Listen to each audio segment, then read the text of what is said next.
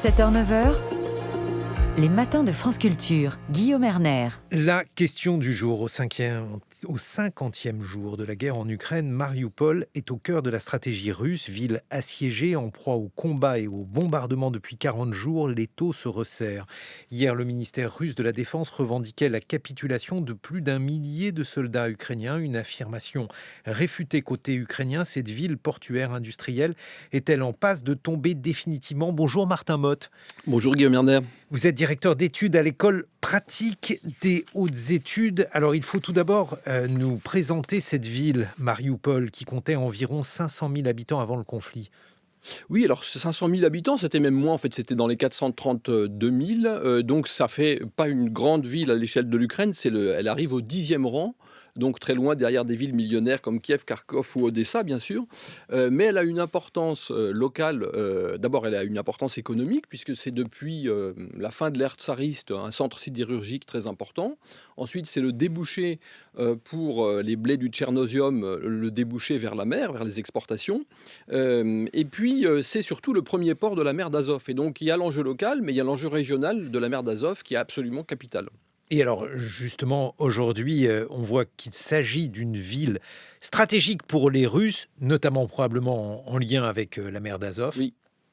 Alors, bon, ce qu'il faut bien comprendre, c'est que cette mer d'Azov, elle est toute petite, mais elle est stratégique parce que dans ce que les Russes appellent le système des 5 mers, qui est un système hérité de l'ère soviétique, elle est centrale. C'est-à-dire, ce système des 5 mers, ce sont des fleuves ou des canaux qui connectent les mers intérieures. Donc la mer Blanche au nord, la mer Baltique, la mer Caspienne, la mer Noire. Et justement, ce qui articule le tout, c'est la mer d'Azov.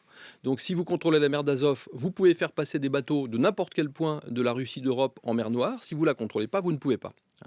Or, évidemment, dans la stratégie russe, par exemple en Syrie, on l'a vu en 2015, qu'est-ce qui permettait d'agir en Syrie ? C'était des flux logistiques qui venaient de Sébastopol, mais Sébastopol étant relié au reste de la Russie par la mer d'Azov. Mais alors là, en l'occurrence, il s'agirait plutôt, il faut mettre ça au conditionnel, pour Vladimir Poutine de conquérir la mer d'Azov pour des fins donc dans ce conflit, ou bien pour un horizon au-delà de ce conflit, Martin Motte ? À mon avis, pour un horizon au-delà de ce conflit, encore une fois, s'il réussit à garder la partie est de l'Ukraine qui l'intéresse le plus pour les raisons à la fois agricoles, sidérurgiques, il faut bien qu'il ait un endroit d'où exporter les produits qui sont issus de cette région. Or, le port d'exportation, c'est Marioupol. Est-ce que c'est envisageable ? Ça dépend de Vladimir Poutine. Est-ce qu'il est prêt à s'arrêter quelque part ? Personne n'en sait rien à cette date. Ça dépend de Vladimir Zelensky. Qu'est-ce qu'il peut négocier ? Qu'est-ce qu'il peut faire admettre à son opinion publique ? Qu'est-ce qu'il est prêt à admettre lui-même ? Ça dépend des Américains. Ces derniers jours, je n'arrête pas de penser à la guerre de 1973 et finalement la manière dont Kissinger évidemment, les États-Unis ont aidé Israël pour qu'Israël ne s'effondre pas, mais ont dosé. Il faut rappeler, Oui. en l'occurrence, la guerre du Kippour. Oui, c'est ça. Et donc, les États-Unis ont dosé leur aide à Israël de manière évidemment à ce qu'Israël ne s'effondre pas, mais qu'à un moment donné, elle soit amenée à négocier. Or là, Est-ce qu'on est exactement dans cette configuration ? Je n'en sais rien. Je dis juste que il est certain que si les États-Unis poussent à la roue, ça peut durer très longtemps. Mais donc il y a 3 inconnus. Il y a Poutine, il y a Zelensky, et puis il y a Biden. Donc Poutine, Zelensky, ça ce sont effectivement des inconnus dont on ne maîtrise pas, en tout cas aujourd'hui de manière explicite, les buts définis notamment par Vladimir Poutine de manière extrêmement peu claire. Mais alors les buts de Biden, on voit qu'il y a une surenchère verbale, qu'il y a des livraisons d'armes. Est-ce que ces livraisons d'armes, la dernière est une livraison de 800 millions de dollars. Est-ce que c'est une livraison substantielle ? Parce que cette somme-là, elle ne parle pas aux non-spécialistes, Martin Motte. Écoutez, moi je ne suis pas non plus un spécialiste des budgets d'armement, mais enfin, on voit bien quand même que l'armée ukrainienne est extrêmement bien armée et entraînée. En fait, aujourd'hui, il y a une supériorité qualitative évidente de l'armée ukrainienne. Donc, si le conflit devait s'arrêter, par une solution négociée, évidemment, ça supposerait que cette solution soit avalisée à Washington. Mais encore une fois, personne ne sait si Poutine est prêt à négocier quoi que ce soit. Une autre ville symbolique comme Odessa, est-ce que celle-ci pourrait être un but également pour les Russes. Comment imaginer la suite de ces opérations? Alors honnêtement, moi je n'y crois pas, mais je me trompe peut-être. Je n'y crois pas, pourquoi? Parce que les Russes étaient persuadés qu'ils entraient en guerre avec une armée flambant neuve. Bon, elle s'est révélée minable. Bon.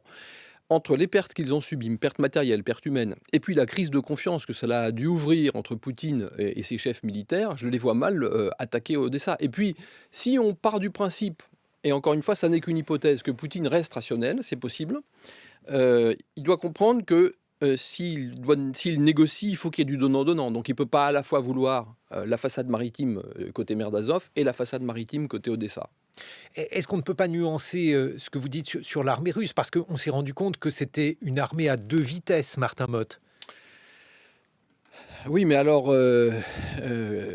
est-ce qu'ils sont Une pas- est-ce armée qu'ils- qui est capable de bombarder de manière extrêmement précise certains objectifs avec des armes qui sont des armes extrêmement perfectionnées. Et puis de l'autre côté, une armée effectivement qui emploie un vieux matériel, qui est semble-t-il peu motivée.